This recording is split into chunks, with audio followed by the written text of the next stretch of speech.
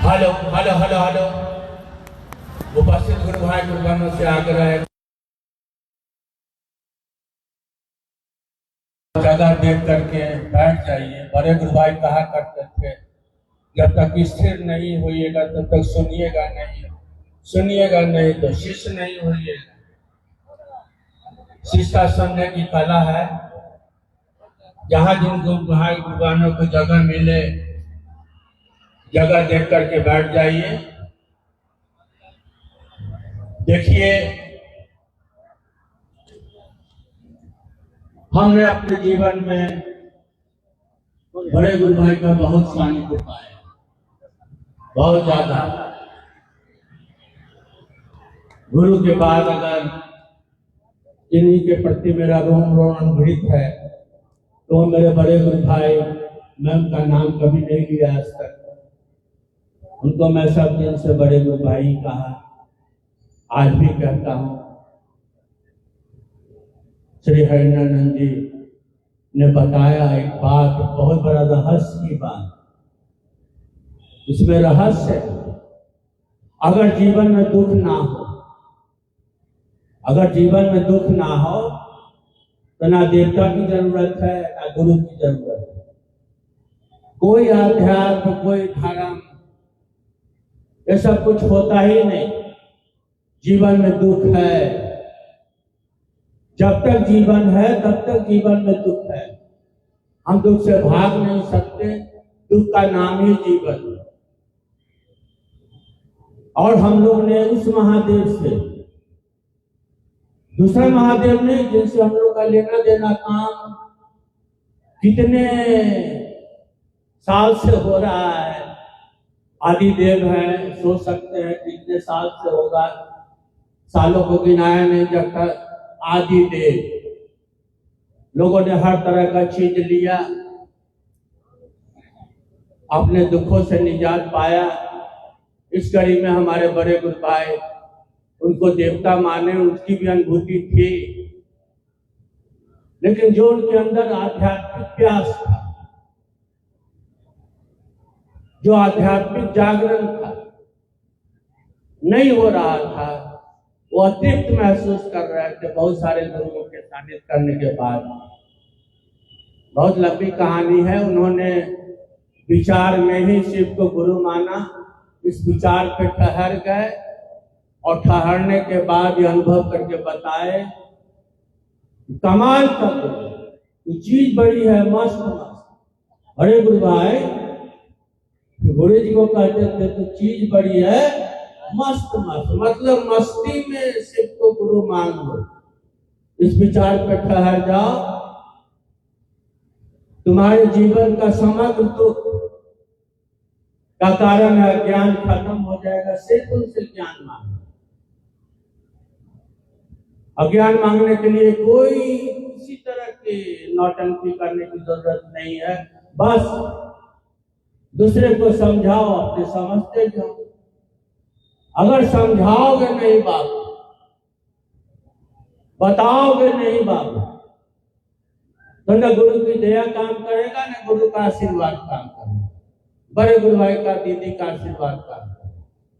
ये मैं अनुभव से बता रहा हूं। अगर तुम समझा रहे हो तो बिना मांगे गुरु की दया मिलेगी, बड़े गुरु भाई का आशीर्वाद मिलेगा। बड़े गुरु भाई ने कहा कि जहां पर जो गुरु भाई गुरुवाहन गुरु की चर्चा करता है, वहां पर मैं और गुरु एक साथ उपस्थित होते हैं। आप इसको जांच के देख सकते हैं, कितने बार जांचा। इसी महलनवा से सलेमपुर में चर्चा करके रात में 1:30 बजे लौट रहे थे। सब लोग गाड़ी में सुत गया, अचानक गाड़ी में खड़खड़ाहट हुई। हम लोग देखे गाड़ी जो है आसमान में चल रहा है, बाम से गिराएगा। सब लोग जगह आगे बहुत बड़ा खड्ड था, बहुत बड़ा गड्ढा था। अगर हम लोग जाते तो राम नाम सत। गुरु ने पूरा गाड़ी उठा के बाजार दिया और सवेरे सवेरे बड़े गुरु भाई का फोन आया कि ऐसा काम डॉक्टर साहब आगे से नहीं कीजिएगा। ये कोई टाइम हुआ? 1 बजे रात को आप आ गए, ठीक है, आप जुगाड़ करके बॉर्डर खुलवा लेते हैं, वो अलग बात है। लेकिन ना, मेक इट ए पॉइंट, अपने जिंदगी में इसको आप बना ले कि कहीं से भी चलना है तो आप 10 बजे वहां से रात में चले, नहीं तो रुक जाए, सुबह 3:30 बजे चले। यह हमारी एक बहुत सारे अनुभूतियों में एक स्ट्रॉन्ग अनुभूति, नहीं तो आज हम आप लोग के बीच में नहीं होते। बहुत सारे गुरु भाई, हमारे लक्ष्मी जी गुरु भाई, बहुत खास गुरु भाई लोग इस गाड़ी में बैठे हैं। ये आज की बात नहीं है, बहुत पहले की बात। हमारे नगेंद्र गुरु भाई लोग, जितेंद्र गुरु भाई लोग, समय के पुराने गुरु भाई लोग हैं, बहुतों का नाम हमें याद नहीं। अंत में आप लोग से मैं यही आग्रह करना चाहता हूं कि अगर आप चाहते हैं कि मेरे जीवन में दुख का असर ना हो, दुख होगा, बिना दुख के जीवन नहीं है। जीवन है तो दुख है, दुख का कारण है, और कारण मात्र आपको गुरु बता सकते हैं। हम लोग का सौभाग्य है कि हमारे गुरु जगत गुरु हैं, कोई डाउट रखने की जरूरत नहीं है। सिर्फ परिवार के सदस्यों जैसा अपने गुरु को 110 बना लीजिए, परिवार का जय जय हो जाए। परिवार में 4 आदमी है, गुरु को बना लीजिए 5 आदमी। एक बड़े गुरु भाई वो से पूछे तुम्हारे घर में कौन कौन है, तो हम है सर, मेरी पत्नी है, एक बेटा है, एक बेटी है। डॉक्टर साहब देखते हैं, इस साल को कहिए गुरु की दया ना होगी, गुरु की तलंटा था, उसके घर में गुरु है ही नहीं, तो उस घर का क्या होगा? देखिए, कहता कि हमारे घर में 4 को आदमी,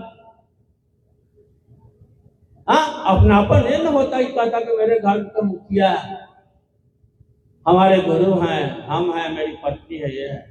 तो ऐसे ही अपने घर का गार्जियन बना लेते गुरु को, गुरु के साथ जिए, अब वार्तालाप करें। सिर्फ चर्चा कर सकते तो वार्तालाप क्यों नहीं कर सकते? हाँ, वार्तालाप भी करें, जो करना है करें। समय बहुत कम है, मैं एक ही लाइन में फिर कह रहा हूं, समझाने में समझ जाइएगा। इसमें गुरु की दया और बड़े गुरु भाई का आशीर्वाद दोनों सन्निहित है। अब हम शुरू करते हैं। हम सुर दे आ आ आ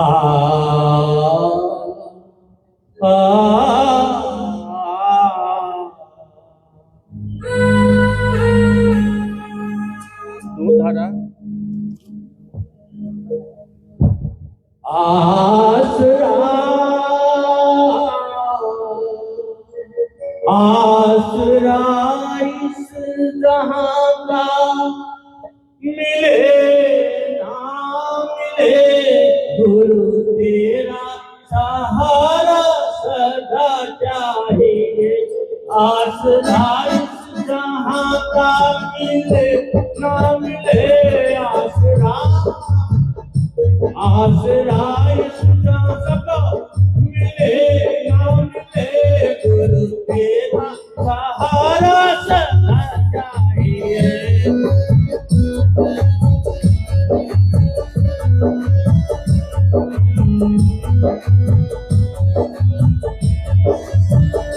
आसरा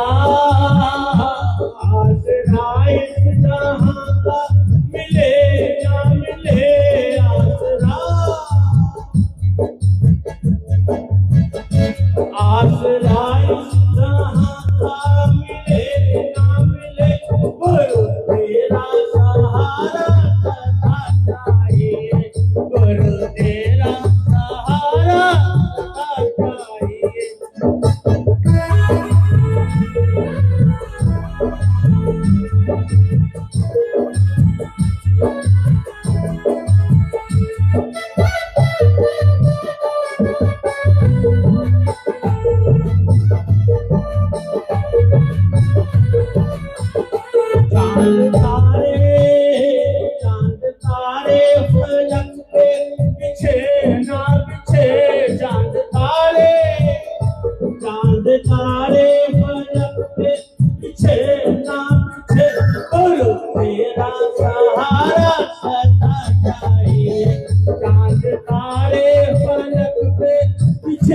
नाम से गुरु तेरा सहारा सदा चाहिए।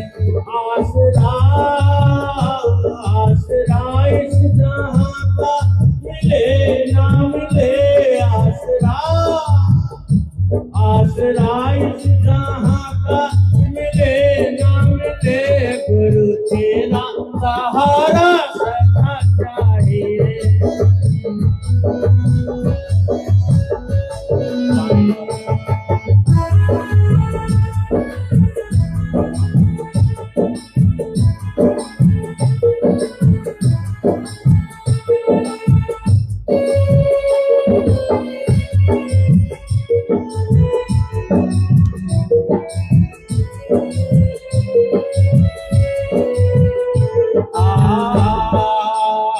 मेरी धीमी है चाल और पथ है विशाल, मेरी धीमी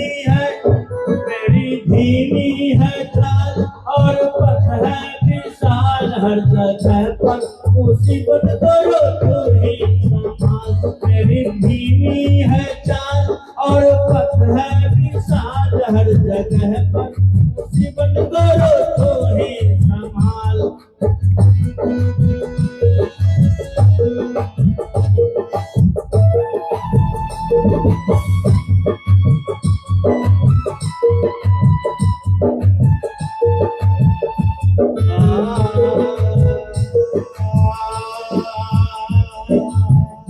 पाँव मेरे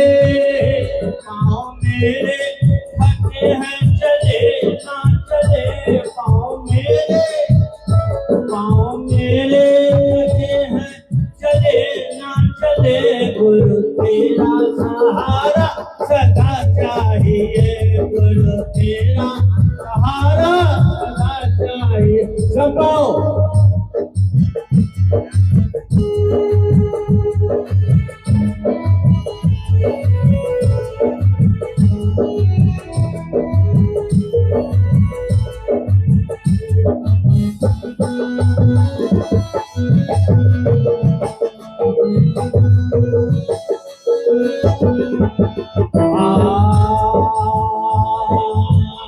यहाँ खुशियाँ हैं कम और ज्यादा है कम, यहाँ खुशियाँ हैं कम ज्यादा है कम, जहाँ देखो वही है भरम ही भरम।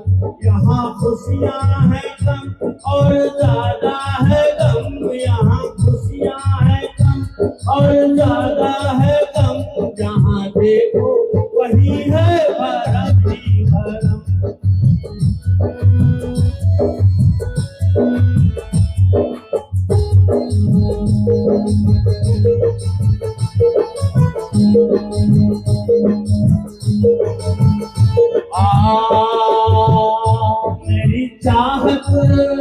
मेरी चाहत की दुनिया बसे ना बसे, मेरी चाहत की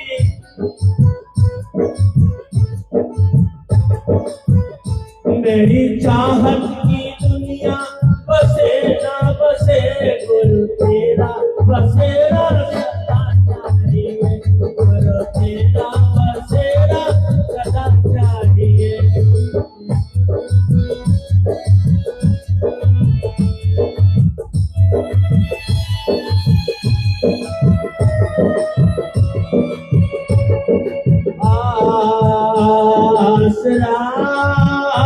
आसरा इस जहां का मिले ना मिले आसरा, आसरा इस जहां का मिले ना मिले गुरु तेरा सहारा सदा चाहिए। गुरु तेरा सहारा सदा चाहिए। गुरु तेरा सहारा सदा चाहिए। सारे गुरु भाई गुरु बहनों के चरणों में प्रणाम। बहुत सुंदर हम लोगों ने भजन सुना। आइए अब इस कार्यक्रम के अनुक्रमणिका के अनुसार जो इस कार्यक्रम के लिए विषय लाया गया है भारतीय संस्कृति में, यानी हमारी संस्कृति में, हम सबों की संस्कृति में भगवान शिव, इस विषय पर हम सुनेंगे श्री अर्चित आनंद जी अन्नू भैया से, जो साहब श्री के गृहस्थ कुल में, जैसा कि हम आप जानते हैं, ये सभी तो परिचय के मोहताज नहीं है, लेकिन गृहस्थ कुल और गुरुकुल का अनुपम संगम स्थली है साहब दीदी का जीवन। उस गृहस्थ कुल में इनकी भूमिका ज्येष्ठ पुत्र की तय की गई है महादेव उस महेश्वर के द्वारा। हमारे आपके बीच वो गुरु भाई के रूप में उपस्थित है, आए हैं।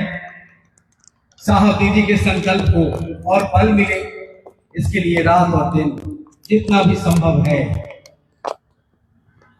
मानव के शरीर में जितना क्षमता और सामर्थ्य है उसका उपयोग कर रहे हैं, इस बात के लिए कि साहब दीदी का संकल्प यथार्थ में लोगों के हृदय में यथार्थ में स्वरूप ले, यथार्थ में शिव गुरु का जागरण महसूस करें। इस दिशा में इनका प्रयास सराहनीय है।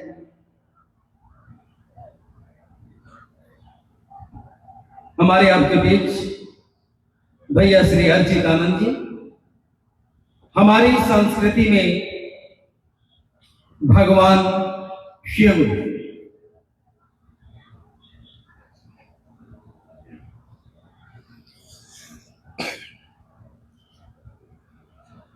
हमारे गुरु महादेव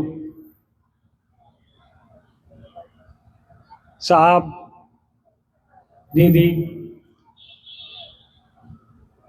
और जहाँ तक भी मेरी आवाज़ जा रही है, सभी को मेरा प्रणाम है।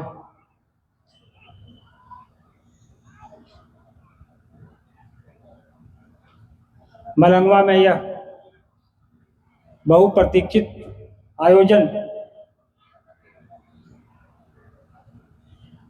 जितनी इसका इंतज़ार आपको था उतना ही हमें भी, क्योंकि आयोजन का उद्देश्य ही पावन है, शुद्ध है, पवित्र है। महादेव जिसको इस धराधाम पे, इस भूमि पर जहां हम और आप बैठे,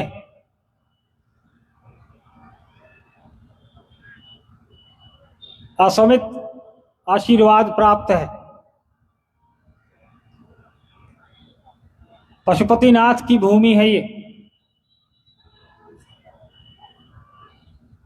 यह हमारे आपके गुरु महेश्वर शिव का वो स्वरूप है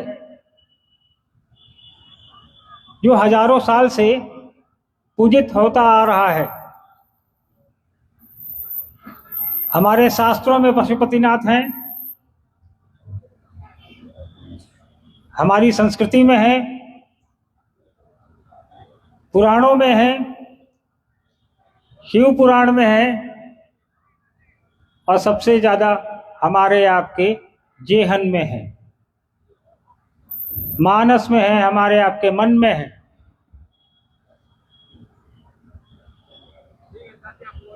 महादेव हमारी आपकी संस्कृति में रचे बसे हैं, और आज से नहीं, 5000 साल का तो हमारे आपके पास लिखित इतिहास है, जिसमें आप अपने गुरु महादेव के विभिन्न स्वरूपों से परिचित हो सकते हैं।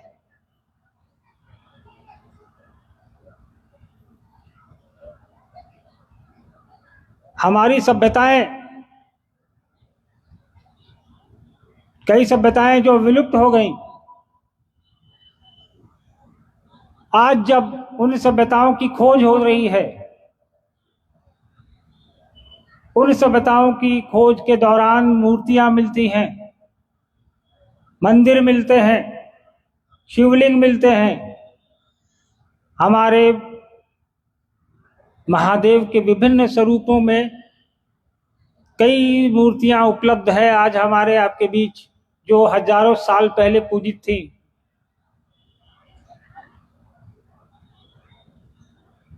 सिंधु घाटी सभ्यता, हड़प्पा संस्कृति,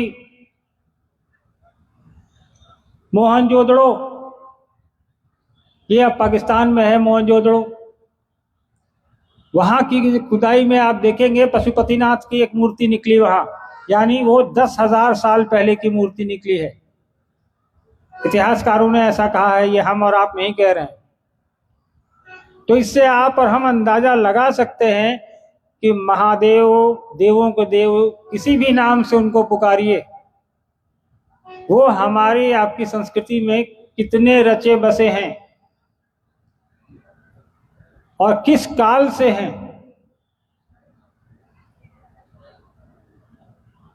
हमारे पुराण शास्त्र वेद कहते हैं कि सृष्टि के रचयिता हैं, पालनहार हैं। कुछ दिन पहले हम लोगों ने समाचार में देखा कि साउथ अफ्रीका में एक जीवाश्म मिला। जीवाश्म मतलब हड्डी मिली है जीव की, वो इंसान की है।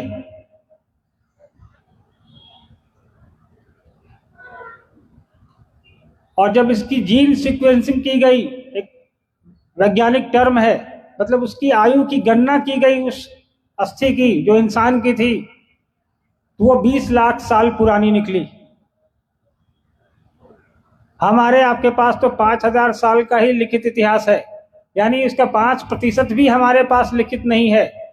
इससे अंदाजा लगाइए कि इंसान की सभ्यता कितनी पुरानी है। और जब इंसान की सभ्यता इतनी पुरानी है तो उतनी ही पुरानी हमारी संस्कृति भी है, और उस संस्कृति में हमारे महादेव भी विराजमान हैं।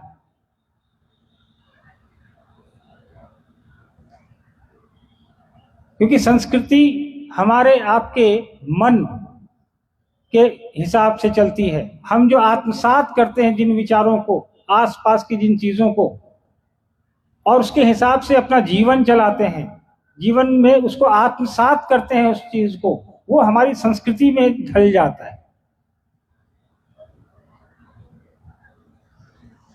सभ्यता और संस्कृति दोनों दो चीजें हैं। लोग को लगता है, लोग अर्थ में एक ही जैसा इस्तेमाल कर देते हैं इसको, लेकिन ये एक जैसा नहीं है। सभ्यताएं व्यक्ति के बाहरी जीवन को प्रभावित करती हैं, संस्कृति उसके आंतरिक जीवन, आंतर मन को प्रभावित करता है। इसीलिए देखिएगा सभ्यताएं विलुप्त होती हैं, सभ्यताएं नष्ट होती हैं, नई सभ्यताएं आती हैं, लेकिन संस्कृति हजारों साल तक चलती रहती है, क्योंकि वो हमारे आपके अंदर से है, मन से है। तो आज शिव हमारे आपके अंदर विराजमान है। क्यों? क्योंकि ये हमारी संस्कृति में है। जो भी काल की गणना आप करें, किसी भी पुराण को पढ़ लें, हर काल में अलग अलग पुस्तकें लिखी गई, हर पुस्तक में आप शिव के विभिन्न स्वरूपों को पाएंगे। मतलब हर काल में शिव प्रासंगिक रहे हैं। इस काल में भी हैं, पुराणों के द्वारा जो काल निर्धारित किए गए उसमें भी हैं, वेदों में भी हैं। तो हम लोगों को शिव को नए स्वरूप में जानने की आवश्यकता नहीं है। शिव के विभिन्न स्वरूप तो आ रहे हैं, काल के हिसाब से स्वरूप बदल रहे हैं। शिव का एक स्वरूप, उसका भी वर्णन किताबों में है, लेकिन उस स्वरूप से हम और आप वंचित रह गए। कई लोगों को जानकारी रही होगी उस स्वरूप की, कईयों को नहीं रही होगी। जिनको जानकारी रही वो भी वंचित रहे, जिनको जानकारी नहीं रही वो तो वंचित रहे ही रहे। वो स्वरूप है उनका जगत गुरु स्वरूप। महादेव का ये स्वरूप ऐसा नहीं है कि आज हमको आपको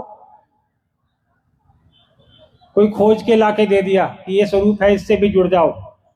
ये पूर्व से चला आ रहा है, लेकिन कभी हमने आपने इस पर गौर ही नहीं किया, या हमको आपको किसी ने बताया ही नहीं कि महादेव का एक ये भी स्वरूप है। वो गुरु का भी काम करते हैं। महादेव के वैद्यनाथ स्वरूप से जुड़ गए हम, आप महादेव के महाकाल स्वरूप से जुड़ गए आप। अन्य कई स्वरूप हैं उनके, वैद्यनाथ हैं, महाकाल हैं, और भी कई सहस्त्र नाम है उनके, और हर नाम का अलग अलग प्रभाव है। जिसको जैसी आवश्यकता है उस हिसाब से अपने भगवान से, अपने आराध्य से जुड़ जाता है। लेकिन सबसे जरूरी जिसकी आवश्यकता थी वो है ज्ञान की, आध्यात्मिक ज्ञान, पारलौकिक ज्ञान। उससे जुड़ाव हमारा और आपका आज तक नहीं हुआ, या कहें परिचय ही नहीं था उस ज्ञान से। किसी ने दिखाया ही नहीं, किसी ने बताया ही नहीं। जिनको पता था उन्होंने अपने तक उसको रखा, शिव को, शिव के गुरु स्वरूप को, जो शिव पुराण में 112 लोगों की सूची है शिव शिष्यों की, पढ़ा होगा आप लोगों ने। उसमें से एक भी ये नाम आप और हम बताएं जिसने जनमानस को जोड़ने का प्रयास किया कि भाई साहब महादेव का ये स्वरूप भी है, ज्ञान आवश्यक है, ज्ञान के बिना कुछ भी परिमार्जन नहीं होना है। आप जुड़ के देखिए, कोई एक व्यक्ति आया जिसने कहा कि ये परिभाषा है, ये तरीका है, आप प्रयास तो करिए। कुछ लोगों ने अपने 2-4 लोगों को जोड़ा जिनको प्रशिष्य कहते हैं। अभी थोड़ी देर पहले सोमेंद्र जी कह रहे थे ना, गुरु गोरखनाथ, इनके गुरु मच्छंदरनाथ। मच्छंदरनाथ खुद शिव के शिष्य थे, लेकिन गोरखनाथ मच्छंदरनाथ के शिष्य हो गए।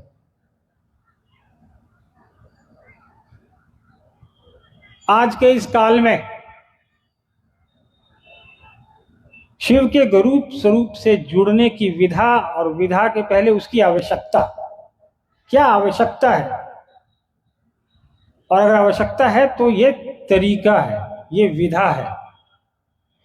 ये हमको आपको जिसने बताया, जिसने समझाया, जिसने वो रास्ता दिखाया, रास्ता पे चलने का तरीका दिखाया, वो एक ही नाम है। कौन सा नाम है बताइए? किसने बताया आपको शिव की ओर, शिव के गुरु स्वरूप की ओर चलने का रास्ता? आवाज कम आ रही है, नाम भूल गए?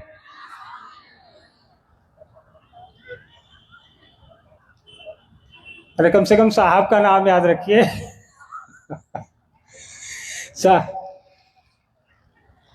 साहब और दीदी ने हमको आपको इस काल में शिव की ओर, शिव के गुरु स्वरूप की ओर चलने का रास्ता ही नहीं दिखाया, चलने का तरीका भी बताया, कहा कैसे चलना है इस पे।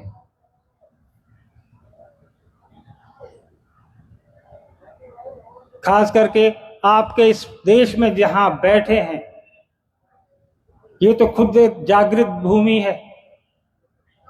इस देश ने दुनिया के कई देशों को, इस देश में पैदा हुआ लोगों ने दिशा दी है। महात्मा बुद्ध की जन्मस्थली है जिसने दुनिया को दिशा दी। आज उनके अनुयायी दुनिया के कई देशों में नहीं, कई देश उनके अनुयायी हैं, पूरे पूरे देश ही बुद्ध को मानते हैं। तो वो बुद्ध में वो ज्ञान, वो इसी धरती से आए थे।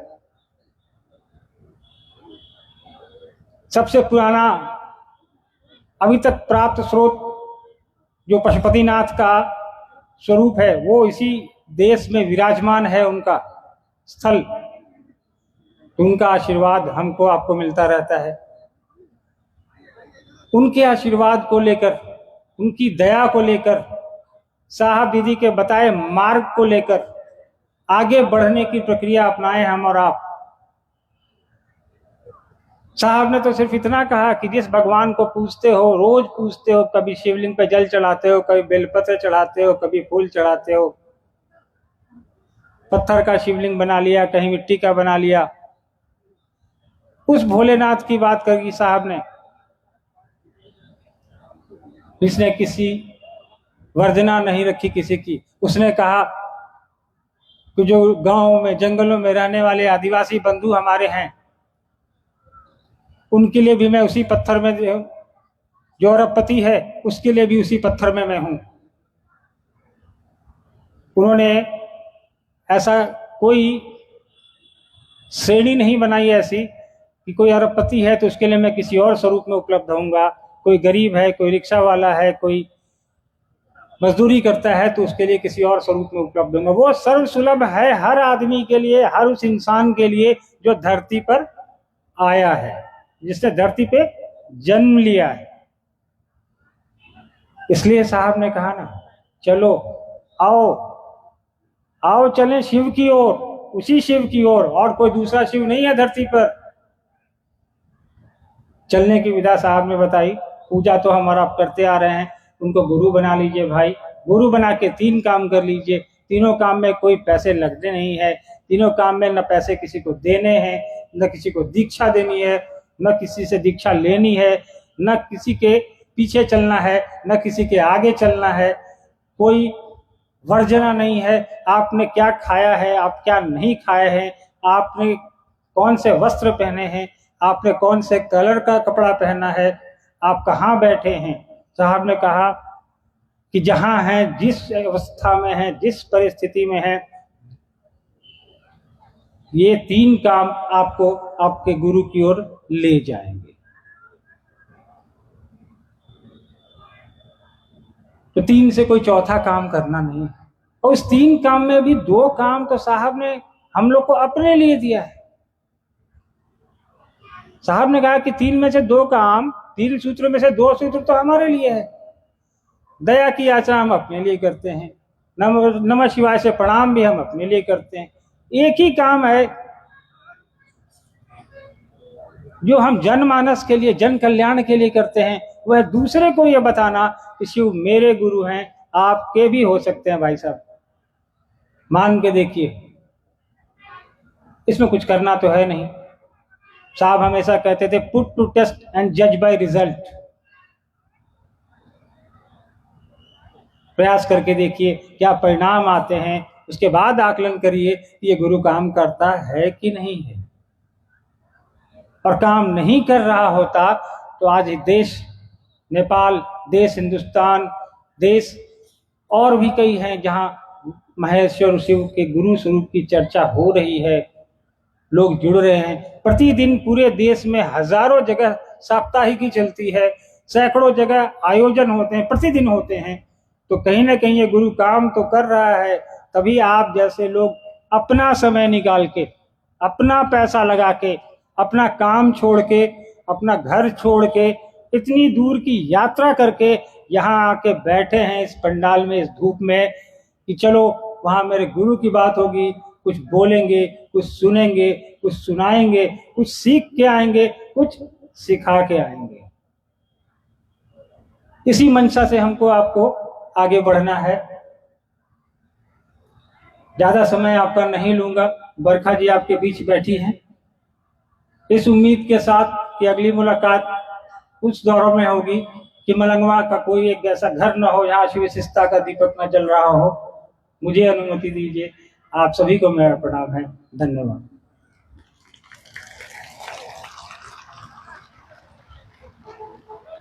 अभी हम लोग अन्नू भैया को सुन रहे थे।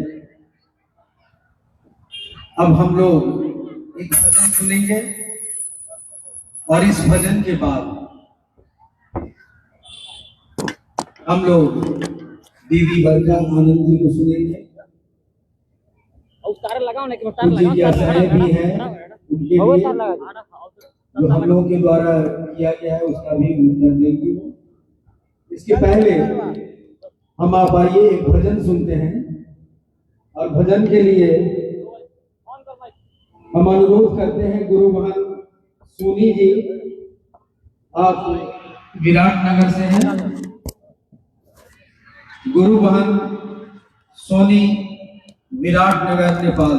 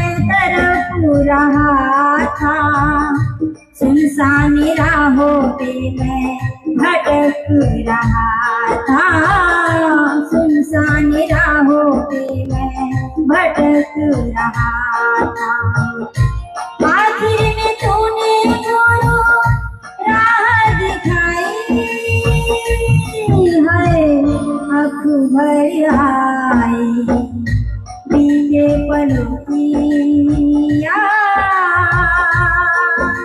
जो आई तेरी आंखों भर आई, आंखों भर आई, आंखों भर आई, आंखों भर आई।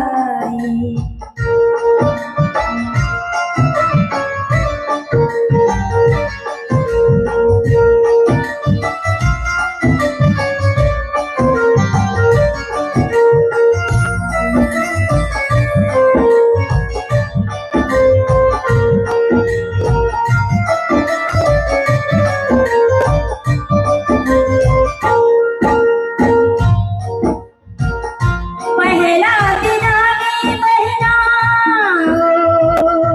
ओ मेरी बहना, ओ मेरी भैया। पहला दिन आगे गुरु से दया मांगना है, दूसरा विधान गुरु को चर्चा करना है, दूसरा विधान गुरु को चर्चा करना है, तीसरा विधान गुरु को नामन है करना है। आंखों भर आई बीते पलों की याद जो आई तेरी आंखों भर आई, आंखों भर आई, आंखों भर आई, आंखों भर आई, आंखों भर आई, आंखों भर आई।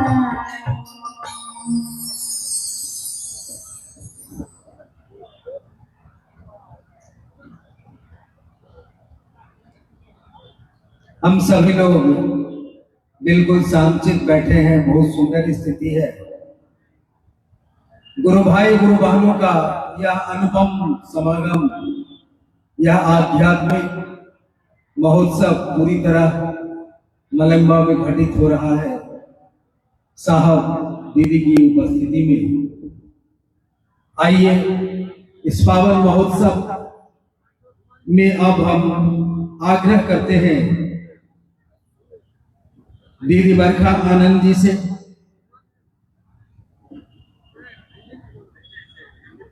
कि आप महागुरु महादेव के मंच तक आइए।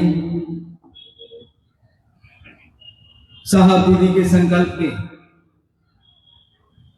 शिव गुरु कार्य के विस्तार में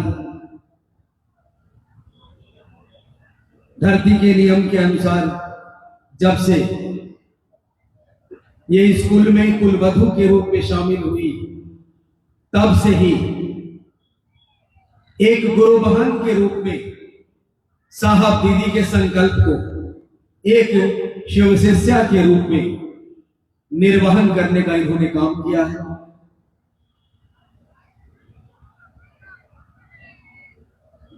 आप जानते हैं, आप देखते होंगे कि साहब दीदी के संकल्प की स्थापना में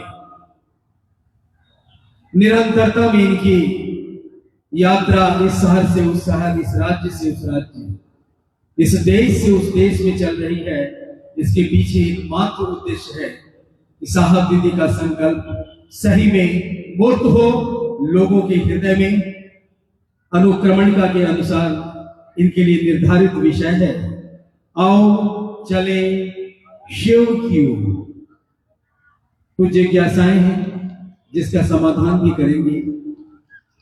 आइए हम आप बिल्कुल शांतित होकर गंभीरता से सुनते हैं दीदी बरखा आनंद।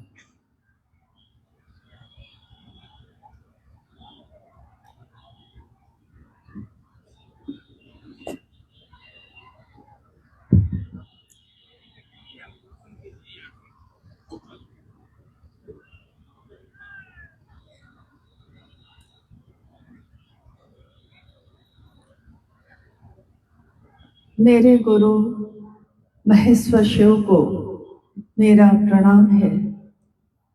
इस कालखंड के प्रथम शिव के शिष्य और हम सबों के परम आदरणीय वरण्य गुरु भ्राता साहब श्री के चरणों में मेरा प्रणाम है। शक्ति स्वरूपा माँ नीलम आनंद जी के चरणों में मेरा प्रणाम है और सरलाही जिला के विभिन्न स्थानों से और समीपवर्ती जिलों और देश से भी उपस्थित आप सभी गुरु भाई गुरु बहन के चरणों में मेरा प्रणाम है।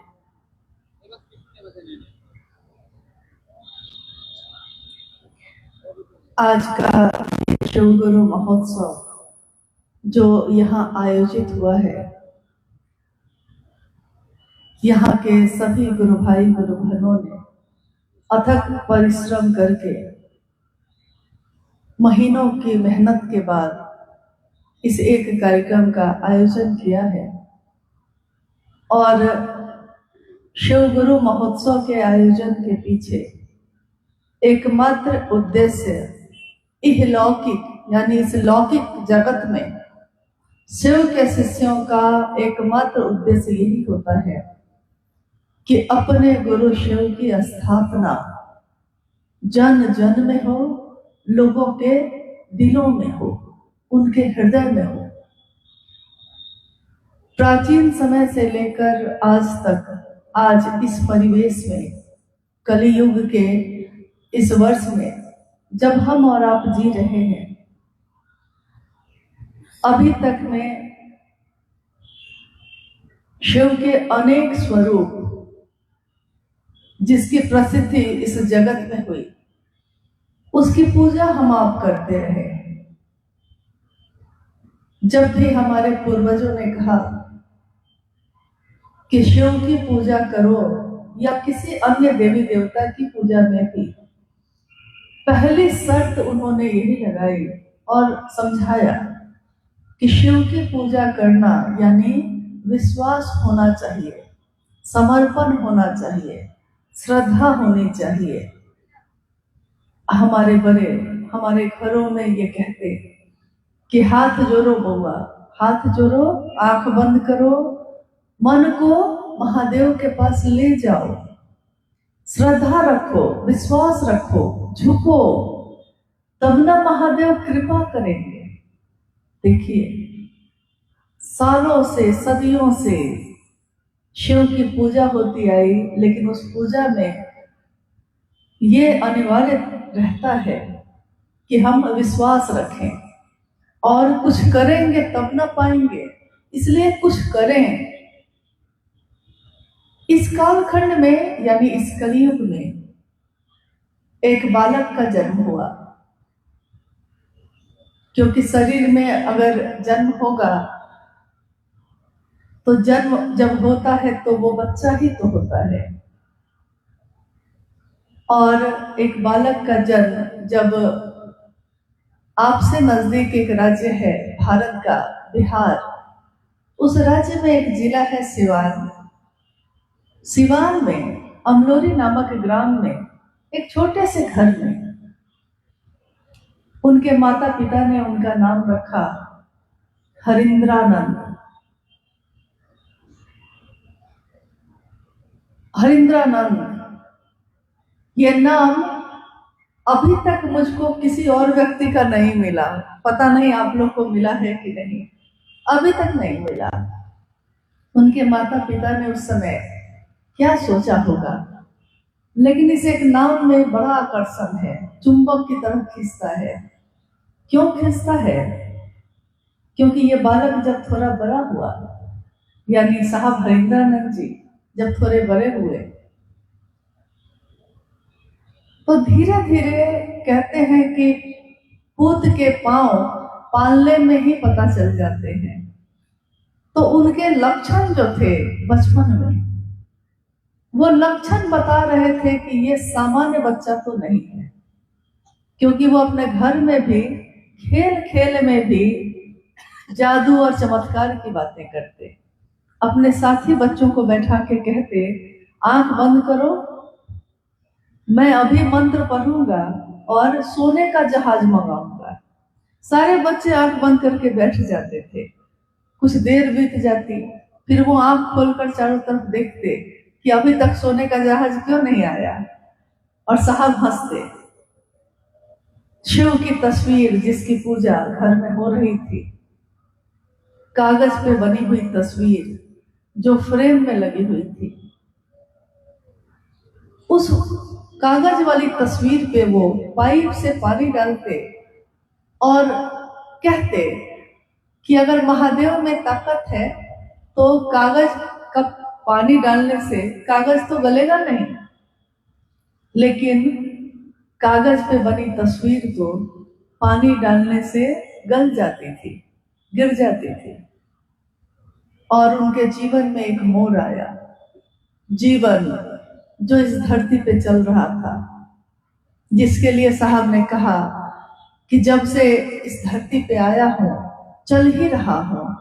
सबको चलना पड़ता है क्योंकि यह धरती भी चलायमान है। आप चाहिए भी तो आप रुक नहीं सकते।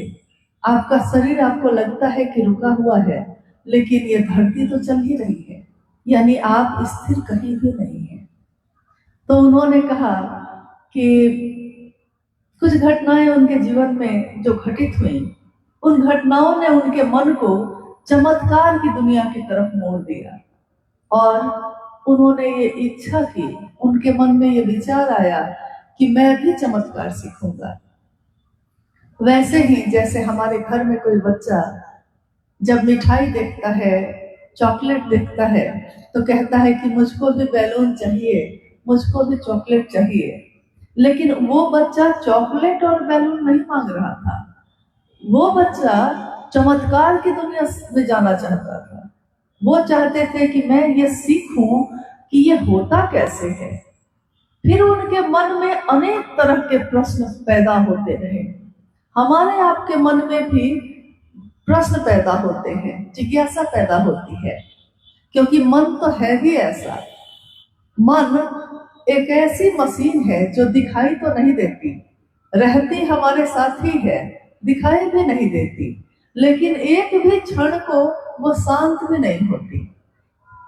आप चुपचाप भी अगर बैठे हैं तो आपके मन में लगता है, आप महसूस करिएगा कि आपके मन में लगातार विचार प्रकट होते जा रहे हैं, तुरंत तुरंत, यहाँ तक कि आप खुद भी नहीं समझ पाते कि कितने विचार दिन भर में आ गए आपके अंदर।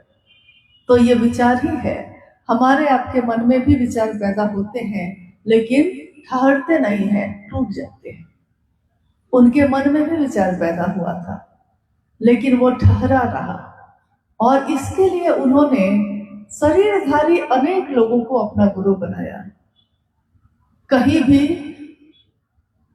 संतुष्टि नहीं मिली, कहीं भी प्यास नहीं बुझी। और एक दिन ऐसा भी आया जब वो शमशान साधना कर रहे थे लगातार, उनकी माँ, जिनका नाम राधा देवी है, उनके पिता जिनका नाम डॉक्टर विश्वनाथ प्रसाद सिंह, उनकी माँ राधा देवी ने अपने बेटे हरिद्रानंद जी से कहा कि बरकू, आप शमशान जाने लगे हैं। लोग कहते हैं, हंसी उड़ाते हैं, लोग कहते हैं कि आपके जो बरकू हैं वो विक्षिप्त हो गए हैं, अघोरी हो गए, शमशानी हो गए, बर्बाद हो गए। तो उन्होंने कहा अपनी माँ से कि माँ, आप क्या चाहती हैं?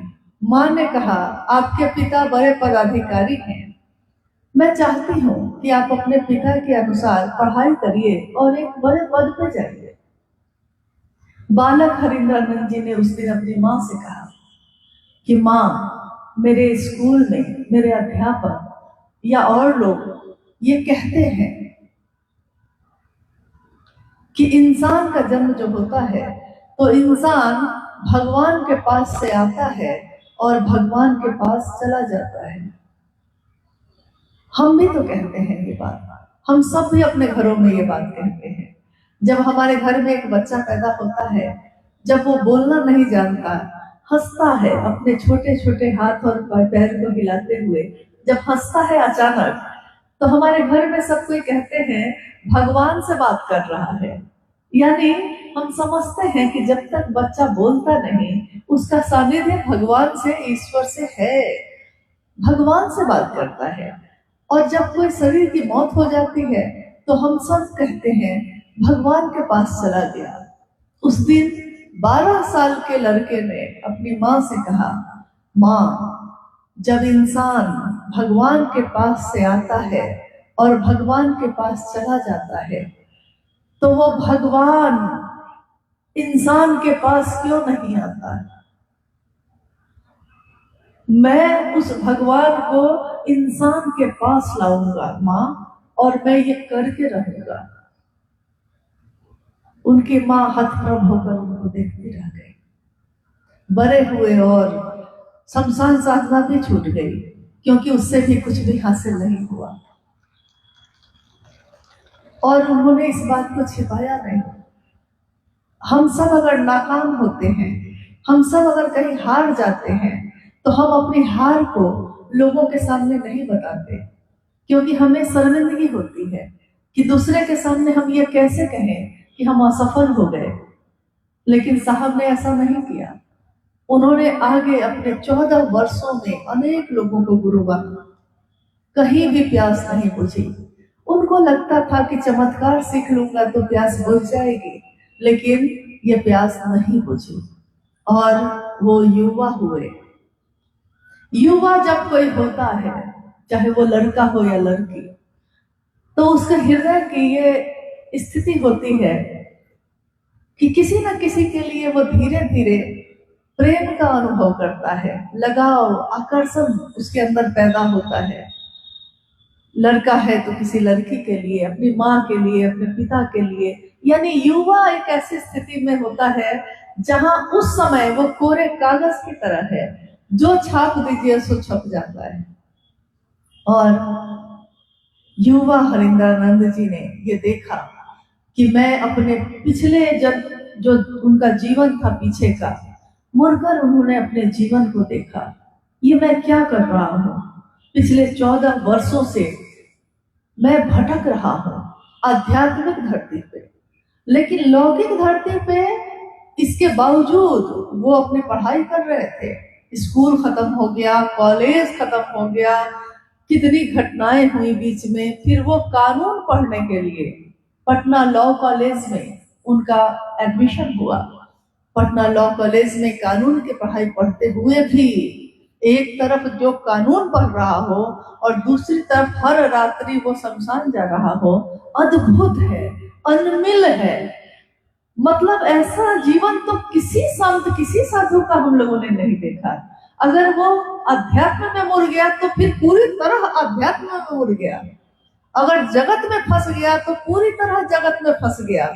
लेकिन जो जगत को भी संभाले हुए चल रहा हो और आध्यात्म के भी सर्वोच्च शिखर के तरफ बढ़ रहा हो, ऐसा अद्भुत सम्मिश्रण, ऐसा अद्भुत संगम आज तक किसी के जीवन में हम लोगों ने नहीं देखा।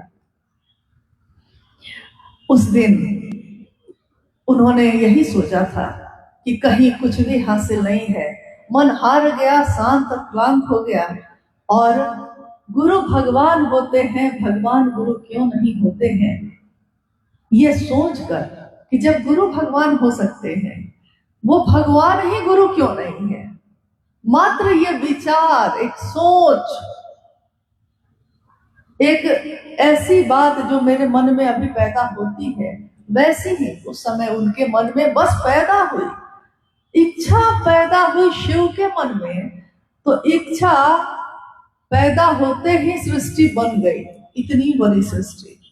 शिव की इच्छा में बल है, शिव से जुड़ने की इच्छा में भी बल है, क्योंकि उस दिन उन्होंने सोचा था, विचार किया था कि भगवान ही गुरु क्यों नहीं। और भगवान वो शिव को समझते थे, तो उन्होंने भगवान शिव को अपना गुरु बनाया। जब उन्होंने भगवान शिव को अपना गुरु बनाया और उस समय उनका विवाह मानीना मानंद जी से हो चुका था, यानी सन 1972 में, 22 मई सन 1972 में पलामू जिले में, जो अब झारखंड में है, मनातूगढ़ की बेटी राजमणि नीलमानंद से साहब भैंदानंद जी का विवाह हुआ। विवाह के दूसरे वर्ष यानी सन 1974 में ही यह घटना घटी, जब वो पटना से आरा के शमशान भूमि में बैठे हुए थे जाकर, और अर्धरात्रि के समय उनके जीवन में यह घटना घटी।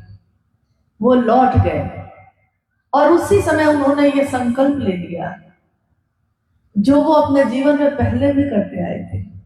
जब एक कक्षा वो पास कर जाते थे तो उनके पिता कहते थे कि दूसरे क्लास का पढ़ाई क्यों नहीं कर रहे हैं।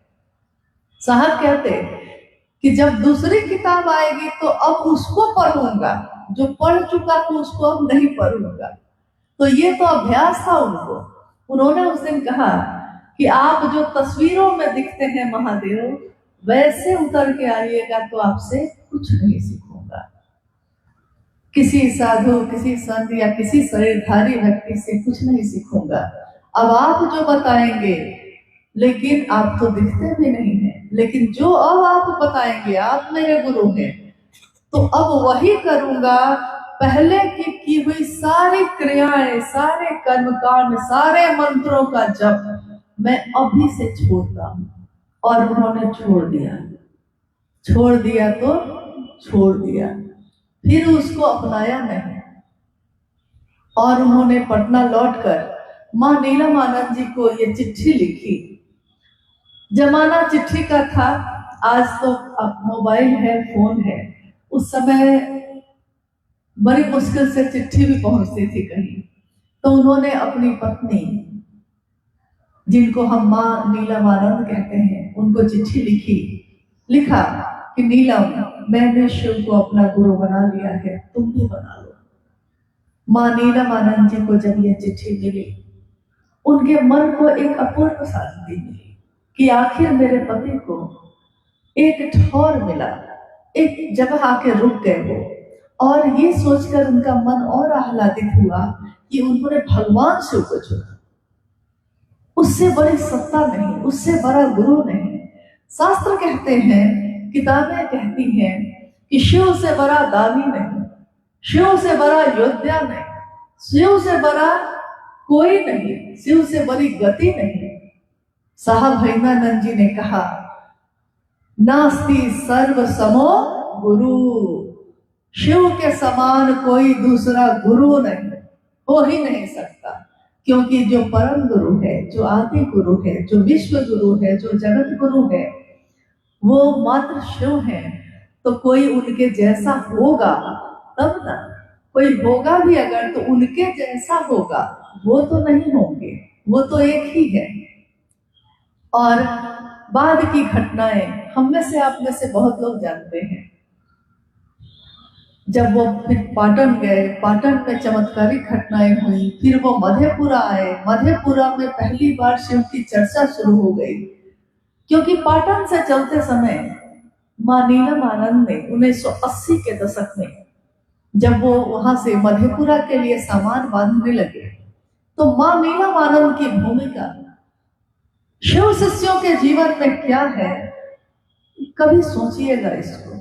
उन्होंने उस दिन साहब से कहा कि हमको और आपको शिव की चर्चा दूसरों से करनी चाहिए, शिव की बात, शिव के गुरु स्वरूप की बात औरों के बीच भी बांटनी चाहिए। साहब ने कहा कि अब तो पाटन में हम लोग जा रहे हैं, पाटन से अब मधेपुरा जा रहे हैं नीलम, अब वहां जाएंगे तो शिव की बात दूसरों में भी बांटेंगे। वो मधेपुरा आए, मां नीलमानंद मनातू में रह गए कुछ दिन के लिए। यहाँ आकर साहब ने अपने पूर्व के शमशान के साथियों को ढूंढा, और जब वो लोग मिले और इन्होंने कहा कि शिव को अपना गुरु बना लेते आप लोग भी, तो उन लोगों ने कहा, कौन सी नई बात कह रहे हैं। देखिए, ये जो घटना है सुनने में सामान्य लग रही है, लेकिन इसमें अगर आप सोचिएगा कि उन लोगों ने कहा कि आप कौन सी नई बात कह रहे हैं, साहब ने सोचा कि ये तो मेरे जीवन का रहस्य था जिसको मैं छुपा के बैठा था। मुझको लगता था कि भगवान शिव भी गुरु हैं कि नहीं। इस आदमी को कैसे पता है? जैसे आप कोई बात छिपा के रखिए सबसे, और एक दिन आप सबके बीच बैठकर उस बात को कहिए, आप सोचिएगा कि सामने वाला हतप्रभ रह जाएगा, सोचता रह जाएगा। लेकिन सामने वाला अगर आपको ये कहे कि ये कौन सी बड़ी बात आप कह रहे हैं, ये तो मुझको मालूम ही था, तो आप हतप्रभ रह जाते हैं। उस दिन यही हुआ। उन्होंने कहा कि कहाँ लिखा है? लोगों ने बताया, रामचरितमानस में लिखा है, महाभारत में लिखा है, पुराणों में लिखा है, उपनिषद और वेदों में लिखा है, कितने ग्रंथों में लिखा है। संभवे गुरुवे नमः, तुम त्रिभुवन गुरु वेद बखाना। त्रिभुवन के गुरु, नर लोक, नाग लोक, देव लोक, सबके गुरु कौन है? तो शिव है। देवताओं के जो गुरु हैं उनके गुरु, बृहस्पति के लिए गुरु कौन है? तो शिव है। राक्षसों के गुरु जो है शुक्राचार्य, उनके लिए गुरु कौन है? शिव है। गुरुओं के, सदगुरुओं के, सबके गुरु कौन है? शिव है। साहब ने कहा कि जब किताबें हजारों वर्ष पहले लिखी गई और ये बात थी उसमें, आप लोगों ने अपनाया क्यों नहीं? चीज तो थी, आपने उसको अपनाया नहीं। और उस दिन उनके मन में एक ऐसी बात, एक ऐसा संकल्प पैदा हुआ कि बाद में उन्होंने कहा कि मुझ में मानव के अभ्युदय की जिद है। अभ्युदय यानी मानव का, एक इंसान के शरीर में रहते हुए इंसान का जीव से शिव हो जाना। मानव का सर्वोत्तम पक्ष क्या है? एक इंसान का सबसे सुंदर पक्ष क्या है? आध्यात्मिक धरती पे सबसे सुंदर पक्ष है उसका शिव हो जाना। और साहब हरिनानंद जी ने बाद के समय में गांव-गांव, शहर-शहर जाकर, जिसमें मां नीलमानंद जी ने हर पल हर क्षण उनका साथ दिया, शिव और शक्ति की हम कल्पना करते हैं। शिव कैसे होंगे अगर शरीर में आएंगे, शक्ति कैसी होंगी अगर शरीर में आएंगे। और दुनिया के लोगों ने कहा कि शिव और शक्ति के अन्योन्याश्रय प्रेम के बिना घास की एक पत्ती भी नहीं उग सकती। शिव की शिष्यता आज, इसकी इमारत आज इतनी बुलंद है कि देखनिहार को धरनिहार नहीं मिल रहा है। लेकिन ये पंक्ति मां नीलमानंद जी ने उस दिन कही थी जिस दिन साहब कुछ लोगों के साथ शिव की बात कर रहे थे। लोगों ने उनसे पूछा, साहब, दीदी, आगे क्या होगा? और मां नीलमानंद जी ने उस दिन कहा कि ऐसी इमारत बुलंद होगी कि देखनिहार को धरनिहार नहीं होगा। लोग पूछते हैं इसका अर्थ क्या होता है? इसका अर्थ ये होता है कि एक मंजिल आप देख पाइएगा, 2 मंजिल, 3 मंजिल, 4 मंजिल, 10 मंजिल, और अगर उसके ऊपर देखना होगा तो उलट जाइएगा, गिर जाइएगा। आज शिव की शिष्यता हर व्यक्ति के दिल में संचरित हो रही है। साहब हरिनानंद जी ने क्या किया, मां नीलमानंद जी ने क्या किया? उन्होंने, लोगों ने आज तक शिव की प्रतिष्ठा, प्राण प्रतिष्ठा मंदिरों में की, मूर्तियों में की, शिवलिंग में की, और साहब हरिनानंद जी ने इंसान के दिल में ही प्रतिष्ठित किया शिव को। आज तक तो ऐसा नहीं हुआ था। शिव के शिष्यों की दुनिया में, शिव शिष्यता में असंख्य ऐसी बातें हैं जो आज से पूर्व हुई ही नहीं थी। शिव कथा होती थी, शिव चर्चा नहीं होती थी। शिव कथा यानी जो किताब में लिखा है वो पढ़कर कोई संत, कोई विद्वान, कोई गुरु मंच पे बैठा है और लोगों को सुना रहा है, इसका प्रचलन था, आज भी है। भागवत कथा, रामायण कथा, सारा प्रचलन पहले भी था, आज भी है। लेकिन शिव चर्चा, और वो भी कैसी चर्चा जो किताबों से पढ़ के हम और आप नहीं कर सकते। इसको तो आपको दिल से ही बोलना होगा, इसको कहीं से भी पढ़ के दोहरा नहीं सकते। महादेव का जैसा भी ध्यान है, महादेव की जैसी दया है, महादेव जैसा बुलवाते हैं, शिव के शिष्य तो वैसा ही बोल देते हैं। गुरु अपने शिष्यों के माध्यम से बोलते हैं। गुरु अपने शिष्यों के माध्यम से ज्ञान का संचरण जगत में करते हैं। तो आज भी कोई गुरु भाई, कोई गुरु बहन अगर अपने गुरु की बात करता है तो वो नहीं बोलता, उसके गुरु उसके माध्यम से बोलते हैं। इसलिए कभी भी उन व्यक्तियों का अपमान मत करिएगा जो शिव की बात करते हैं, इससे उसका कोई अहित नहीं होगा। लेकिन अगर आपने ऐसा किया, आपका हो जाएगा। आपका इसलिए हो जाएगा कि किसी को आपने महादेव की तरफ बढ़ने से रोक दिया, और ये एक ऐसा आध्यात्मिक अपराध है जिसकी क्षमा शिव भी नहीं कर सकते। आप किसी को पसंद नहीं करते तो उसका साथ छोड़ दीजिए, लेकिन उसकी समीक्षा करने का अधिकार आपको किसी ने नहीं दिया। गुरु शिव है और कोई नहीं। इसलिए समीक्षा या अच्छा है या बुरा है, इस सारे चीजों का निर्णय गुरु को करने दीजिए।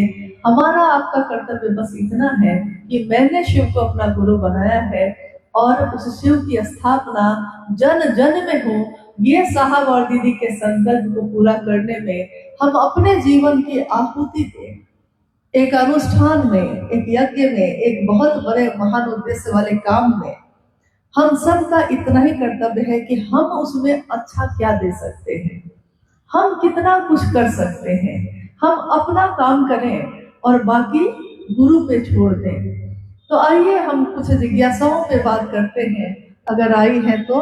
और अगर जिज्ञासा आई है, मन से आई है, और इन जिज्ञासाओं से आपको लगता है कि इसका समाधान होने से महादेव के काम को करने में आसानी होगी, तो जितना भर हम लोग जानते हैं, क्योंकि आप जानते हैं कि हम कोई विद्वान नहीं, कोई शास्त्र ज्ञाता नहीं है, हम लोगों ने भी महादेव से जो समझा है, साहब दीदी के सानिध्य से जो जाना है, उतना भर भी बांटने की कोशिश कर रहे हैं।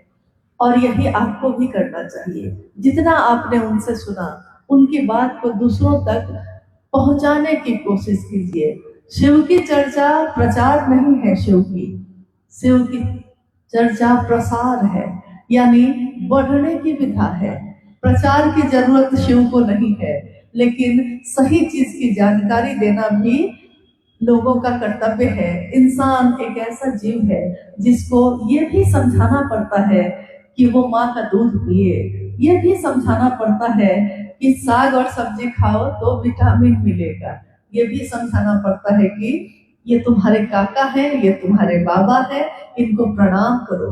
प्रणाम करना चाहिए, पूजा करनी चाहिए, माला पे जप करना चाहिए, ये सब हम सिखाते हैं। यानी इंसान को थोड़ा सिखाना पड़ता है, सही बात पहुंचानी पड़ती है। आइए हम लोग जिज्ञासाओं पे बात कर लें। जिज्ञासा है कि शिव चर्चा में साहब को सुना है कि गुरु भी मौन है और शिष्य भी मौन है, और आश्चर्य की बात है कि शिष्य के सभी संशय स्वतः जो है समाप्त हो रहे हैं। इसको आध्यात्मिक रूप से समझाने का प्रयास किया जाए। जिज्ञासा तो आपने सुनी है कि गुरु मौन है और शिष्य भी मौन है। गुरु मौन, शिष्य भी मौन, लेकिन शिष्यों के मन का सारा संशय विनष्ट हो रहा है। पंक्ति ये है कि विनष्ट यानी अपने आप खत्म हो रहा है। गुरु तो मौन है, गुरु कुछ नहीं बोल रहे। और ये पंक्ति आदि शंकराचार्य जी की है। उन्होंने लिखा है कि शिव युवा गुरु है, मतलब युवा है, नित्य नवीन है, पल प्रतिपल वो अभी अभी पैदा हुए ऐसे हैं। और शिष्य जो है वो वृद्ध है, यानी सबके बाल सफेद है और वो बैठे हैं, वो भी मौन है। गुरु, सदगुरु और जगत गुरु, इस विषय पे आपने थोड़ी देर पहले सुना है। गुरु साधन से, यानी कोई क्रिया सिखा के आपको शिव की तरफ आवेशित करते हैं। सदगुरु मात्र अपनी दया से ऐसा कर सकते हैं, लेकिन वो भी एक नियम, एक बाध्यता, एक वर्जना रखते हैं कि ब्रह्मचारी बन के आओ या इस जाति इस धर्म के हो तो आओ। जगत गुरु शिव के बारे में ये कहा गया है और अनुभूत सत्य है ये कि वो मात्र अपनी दया से शिव से जीव को मिलाते हैं, यानी जीव को शिव बनाते हैं। और उनकी इस दया में कोई बाध्यता नहीं है, कोई बंधन, कोई नियम नहीं है। अब गुरु तो मौन है, यानी बोल नहीं रहे, शिष्य भी कुछ पूछ नहीं रहे, लेकिन उनका गुरु और शिष्य का अंतर मिला हुआ है, हृदय जुड़ा हुआ है, मन से मन का मिलन है। इसीलिए मन में ही गुरु जो है अपने ज्ञान को उतार रहे हैं और शिष्यों का संशय जो है विनष्ट हो रहा है। इसके लिए उनको बोलने की भी जरूरत नहीं। जगत गुरु शिव को न तो स्पर्श की जरूरत है, ना तो बोलने की, ना तो मंत्रों का जप करवाने की, ना तो यज्ञ और आहुति कराने की, ना तो नक्षत्र का, ना तो राशियों का, ना तो किसी भी तरह की स्थिति परिस्थितियों का, और ना तो किसी तरह के नियम और बाध्यता का। महादेव की परिधि जहां से शुरू होती है वहां जगत के सारे बंधन टूट जाते हैं। इसीलिए मात्र वो मौन है, मगन है, अघोर है, शांत है, परम शांत है। और उनके शिष्यों का मन उनसे जैसे ही मिलता है उसका मन भी शिव की तरह ही शांत हो जाता है। ये आपकी अनुभूति भी होगी, ये हमारी अनुभूति भी है। आप बताइए, आप जब दया मांगते हैं महादेव से, जो भी ध्यान आपके मन में आता है महादेव का ध्यान जो आ गया है, मन उस पर टिक गया और हम कहते हैं हे शिव, आप मेरे गुरु हैं, मैं आपका शिष्य हूँ, मुझ शिष्य पर दया कर दीजिए। हमारा मन मात्र इतना संप्रेषण देते ही शांत हो जाता है। अगर आपके साथ ऐसा होता है तो आपका मन शांत होता ही होता है। किसी भी परिस्थिति में आप हैं, लेकिन आप एकदम परम शांत जैसे हो जाते हैं। शिव की चर्चा करते हैं आप, शिव की चर्चा अभी हम भी कर रहे हैं, आप सुन रहे हैं। इससे पहले आप में से बहुत लोग कर रहे थे, हम लोग सुन रहे थे। यानी शिव की चर्चा, परिचर्चा, कोई बोलता है, कोई सुनता है, फिर कोई वो बोलता है, फिर दूसरा सुनता है। इसमें आप बताइए कि अगर मेरा मन भटक जाए महादेव से, अभी हम बोल पाएंगे? एक शब्द भी नहीं बोल पाएंगे और आप भी नहीं बोल पाइएगा। महादेव के घेरे में अगर मन ना हो तो मुख से महादेव की बात भी नहीं निकल सकती, और महादेव के घेरे में अगर सुनने वाले का मन भी नहीं हो तो लाख अच्छी बात कही जाएगी, उसके मन में प्रवेश नहीं करेगी, वो बात बाहर से टकरा के लौट जाएगी, कितनी भी सुंदर बात हो।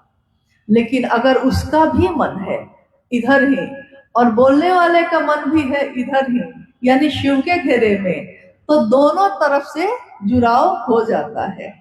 तो महादेव तो मौन है, वो कहाँ बोल रहे हैं, लेकिन हमारा मन जैसे ही उनसे जुड़ता है, प्रणाम करते हैं, जैसे ही भाव आता है प्रणाम का, मन शांत हो जाता है। इसीलिए कितने लोगों की अनुभूति ये है कि जब वो माला पे जप करते हैं तो उनकी आंखें बंद हो जाती हैं, यानी नींद आने लगती है। नींद कहाँ आती है आपको? नींद वहां आती है आपको जहां आपके मन को आराम मिलता है। कितना भी सुंदर बिस्तर हो और मन आपका बेचैन हो, नींद आती है आपको? नींद नहीं आती। लेकिन नींद वहां आ जाती है जब मन उस परम शांत, परम गुरु जो मेरा गुरु है, उसके सानिध्य में जैसे ही जाते हैं तो आराम है, विश्राम है, आश्रय है। हमारे मन तन दोनों जो थका हुआ है, जीवन की धूप में झुलस रहा है, उसको शांति मिलती है, आराम मिलता है, तो वो शांत हो जाता है, उसकी आंखें बंद हो जाती हैं। और बंद आंखों से ही शरीरधारी गुरु से भी संपर्क हो सकता है। शिव जो मेरे और आपके गुरु हैं उनसे भी संपर्क हो सकता है। आंखें खुली हो या बंद हो, लेकिन आंतर नहीं जुड़ा हो तो संपर्क संभव नहीं है। एक सामूहिक जिज्ञासा है, आप सभी इसका उत्तर भी गंभीरता से सुनिएगा। ये नेपाल के विभिन्न जिलों में शिव गुरु का कार्य चल रहा है, सुंदर कार्य चल रहा है।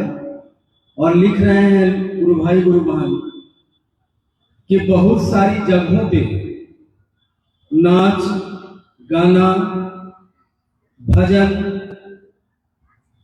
का ही बोलबाला है। देर रात तक लोग भजन गाना ये सब में भाग लेते हैं और कुछ जगहों पर इस माध्यम से पैसे उगाही भी किए जा रहे हैं। इस पर बताया जाए कि कहां तक ये उचित है, क्या है ये, क्या करने से ये चीजें खत्म होंगी। महादेव दया करें। जिज्ञासा आपने सुनी है। हमारे आपके बीच 30 साल 35 साल के भी गुरु भाई गुरु बहन मौजूद हैं, और हम सब भी उस रास्ते पे चल रहे हैं। शिव गुरु हैं और हम कहते हैं कि हम उनके शिष्य हैं। हमारे आचरण से गुरु का झंडा बुलंद होता है और हमारे आचरण से वो कलंकित भी होते हैं।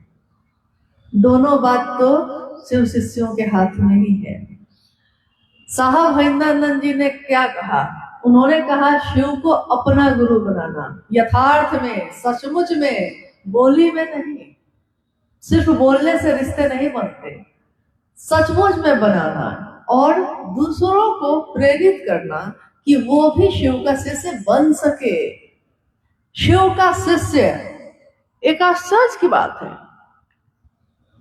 कि सालों से हम लोग कह रहे हैं कि शिव मेरे गुरु हैं, हम उनके शिष्य हैं, और हमारे मन को ये प्रश्न परेशान कर रहा है कि हम सभी लोग जो यहाँ बैठे हैं, और ये बात बार बार साहब ने भी कही कि कोई किसी का आदमी हो गया, कोई किसी का आदमी हो गया, लेकिन मैंने तो ये चाहा कि आप शिव के हो जाए। यही चाहा ना उन्होंने। शिव के शिष्य जा रहे हैं, ये नाम क्यों नहीं पड़ा आपका हमारा? शिव के शिष्य हैं, ये बात क्यों नहीं कहते लोग? कोई अगर ये कहता है कि शिव चर्चा वाले जा रहे हैं, कौन लोग आए हैं? शिव चर्चा वाले आए हैं। कौन लोग आए हैं? जो शिव चर्चा में ढोल पुजाई करते हैं, जो शिव चर्चा में नाच गाना करते हैं, जो शिव चर्चा में अपने तरह का व्यापार करते हैं। तो देखिए, हर वाक्य में नाम किसका आ रहा है? ये जितने भी वाक्य मैंने अभी कहे, उसमें नाम किसका आया? शिव का। तीनों सूत्रों में भी नाम है शिव का। और हमारे आपके द्वारा जितने तरह के कृत्य किए जाते हैं, उसमें भी नाम आ रहा है शिव का। यानी क्या भूल हो रही है हम लोगों से? न तो साहब ने आपको नाचने से रोका है, ना तो साहब ने आपको पूजा पाठ करने से रोका है। किसी भी काम को करने से साहब ने नहीं रोका। वो क्यों रोकेंगे? आप पूजा करते हैं और साहब क्यों रोकेंगे? आपके घर में कोई उत्सव हो रहा है, आप नाच गाना कर रहे हैं, साहब क्यों रोकेंगे? उन्होंने कभी किसी को किसी काम के लिए नहीं रोका। एक बात कही कि एक घर को छोड़ देना, और वो घर है शिव का। शिव चर्चा करना शिव के लिए, शिव का शिष्य बनना शिव के लिए, शिव को अपना बनाने के लिए, व्यापार के लिए नहीं, तिजारत के लिए नहीं, नाच गाने के लिए नहीं। क्या हम जितने शिव के शिष्य यहाँ बैठे हैं, हम सिर्फ शिव की चर्चाओं के आयोजन में इन चीजों को नहीं छोड़ सकते? छोड़ सकते हैं ना। आपको और चीजों में छोड़ने के लिए तो साहब ने नहीं कहा, उन्होंने तो एक चीज मांगी है। अभी आप भजन सुन रहे थे, अभी आप चर्चाएं सुन रहे हैं, सब में सारे लोगों ने एक ही आग्रह किया कि जो साहब ने चाहा वो हमसे आपसे हो जाए। और उन्होंने तो यही चाहा कि शिव के शिष्य की मुहर लगे आप पे। शिव के लोग जा रहे हैं, एक शरीरधारी गुरु के शिष्य भी जब जाते हैं तो हम आप कहते हैं अमुक गुरु के शिष्य जा रहे हैं। और गुरुओं के गुरु, सदगुरुओं के गुरु, स्वयं जगत गुरु शिव के शिष्य जब जा रहे हैं, क्यों लोग नहीं कहते कि शिव के शिष्य जा रहे हैं? कहीं ना कहीं तो भूल हो रही है। थोड़ा आत्मचिंतन करिएगा। और हम लोग अनुरोध कर सकते हैं, अनुरोध इस बात का कि शिव की शिष्यता में ये काम आप मत करिए। हम लोग बस समझा सकते हैं, अनुरोध कर सकते हैं। बाद बाकी आप जो भी करेंगे उसके जिम्मेदार आप स्वयं होंगे। आपके गुरु शिव हैं, गुरु ही शिष्य को समझाते हैं या परिमार्जित करते हैं। अनुरोध है हम लोगों का कि कम से कम एक घर को छोड़ दीजिए, शिव शिष्यता में कोई मिलावट मत करिए। क्योंकि जब ये चली थी ना इस धरती पे, जब निकली थी इस धरती से, साहब के मुख से पहली बार जब शिव की चर्चा शुरू हुई थी, ये शिव की शिष्यता पावन है, साहब ने कहा। ये शिव की शिष्यता की धारा जो पावन है, पवित्र अपवित्र हो सकता है, पावन पावन ही रहता है। और जब पहाड़ों से नदियां धरती पे आती हैं, समतल की तरफ बहती हैं, तो रास्ते की गंदगियां भी उसमें शामिल होती हैं। जब पहाड़ से उसकी धार फूटती है तो वहां वो साफ स्वच्छ होती है। लेकिन जैसे जैसे पहाड़ों से वो धरती पे नीचे उतरती है, धारा उसकी चौड़ी होती जाती है, यानी विस्तार होता जाता है। लेकिन उस विस्तार में जगत की गंदगियां भी शामिल होती हैं। उसके बावजूद हम सभी शिव शिष्यों को ये याद रखना होगा कि पावन पावन ही होता है, वो अपवित्र नहीं हो सकता। मेरे आपके लाख कूप प्रयासों के बावजूद नहीं हो सकता। थोड़ा अपने महादेव से कम इतना तो लिहाज रखिए कि उनके घर को छोड़ दें। बाद बाकी तो जगत को बेच के जगत को खरीदने का रिवाज पुराना है, ये साहब ने कहा ही है। लेकिन अगर जगत को बेच कर फिर शिव को खरीद सको तो शिव खरीदने की चीज नहीं है, शिव को पा सको तो समझना कि तुमने कुछ पा लिया। जब साहब महादेव महादेव कहने लगे थे खूब, उनके पिता डॉक्टर विश्वनाथ प्रसाद सिंह यानी हम लोग के दादाजी ने साहब से कहा उस समय, हरिंदर महादेव महादेव कहते कहते बर्बाद हो जाएंगे। क्योंकि महादेव महादेव करने वाला बर्बाद हो जाता है, कुछ हासिल नहीं होता जगत में। जो उनकी सोच थी उन्होंने कहा। लेकिन साहब हरिंदरानंद जी ने क्या कहा? उन्होंने अपने पिता से कहा कि बाबूजी, कोई लड़की के पीछे बर्बाद होता है, कोई जुआ खेल के बर्बाद होता है, कोई कुछ करके बर्बाद होता है। हम भी देखते हैं कि महादेव महादेव करके हम कितना बर्बाद होते हैं। तेरी महफिल में किस्मत आजमा कर हम भी देखेंगे, घड़ी भर को तेरे नजदीक आके हम भी देखेंगे। ये माना मोहब्बत जिंदगी बर्बाद करती है, ये माना मोहब्बत जिंदगी बर्बाद करती है। क्योंकि लोग यही कहते हैं कि जिसने प्यार कर लिया उसने अपनी जिंदगी बर्बाद कर ली। लेकिन हमारे वर्ण गुरुराता ने क्या कहा? उन्होंने कहा कि ये माना जिंदगी मोहब्बत जो है वो जिंदगी बर्बाद करती है। ये क्या कम है कि मर जाने पे दुनिया याद करती है। तेरी महफिल में थोड़ा सा किस्मत आजमा कर हम भी तो देखें कि महादेव महादेव करने वाला कैसा होता है। और आज हमारी आपकी सबकी ये अनुभूति है कि शरीर तो आया है, शरीर जाएगा, लेकिन शिव के शिष्य वरेण्य गुरु भ्राता शिव शिष्या दीदी नीलमानंद आज जीवंत हैं। सभी शिव शिष्यों के हृदय में उनकी तस्वीर, उनकी याद, उनकी हर पल की बात हमारे जीवन में शामिल है।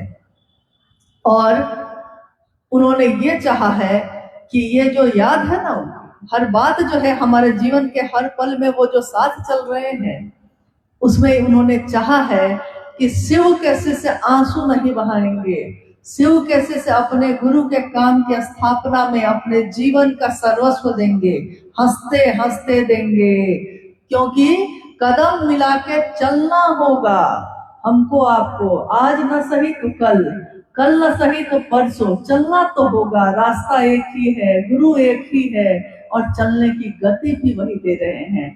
तो हंसते हंसते इस रास्ते पे कदम मिला के चलना होगा हम सभी को, ताकि हम उस मंजिल तक खुद भी पहुंचे और दूसरों को भी भटकाए नहीं, उनको भी अपने साथ उस मंजिल तक पहुंचने में मदद करें। हमारी आपकी जिम्मेदारी है कि हम नए आने वाले गुरु भाई गुरु बहनों को रास्ता दें, आगे बढ़ाएं, उनको मजबूती दें और साहब दीदी का साथ दें। हमारी क्षमता बहुत कम है, आपकी भी बहुत कम है, लेकिन शिव के शिष्य हरिंद्रानंद जी की क्षमता असीम है, अनंत है, जैसा उनके गुरु शिव का है, हमारे गुरु का भी है।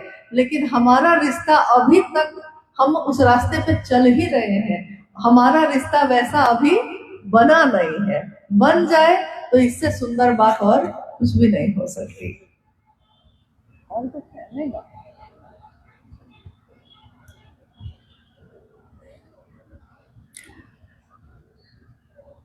मलंगवा में ये शिव गुरु महोत्सव जो आज आयोजित हुई है और अब अपने समापन की ओर है।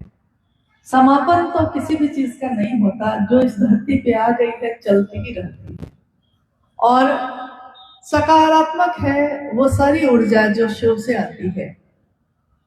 इसीलिए वो इतना सकारात्मक होती है कि नमः शिवाय जिससे हम प्रणाम करते हैं शिव को, उसके बारे में भी साहब ने कहा है कि ये एक ऐसा मंत्र है, या नमन करने की प्रक्रिया एक ऐसी प्रक्रिया है किसी भी चीज का प्रभाव नहीं है, न तो नक्षत्र का, न तो राशि का, न तो दिन का, न तो रात का, न स्थान का, न पवित्रता का, न अपवित्रता का। यानी कोई भी चीज ऐसी नहीं है जो आपके मन को रोक ले उस शिव को प्रणाम करने से, शिव को से दया मांगने से, या शिव की बात करने से।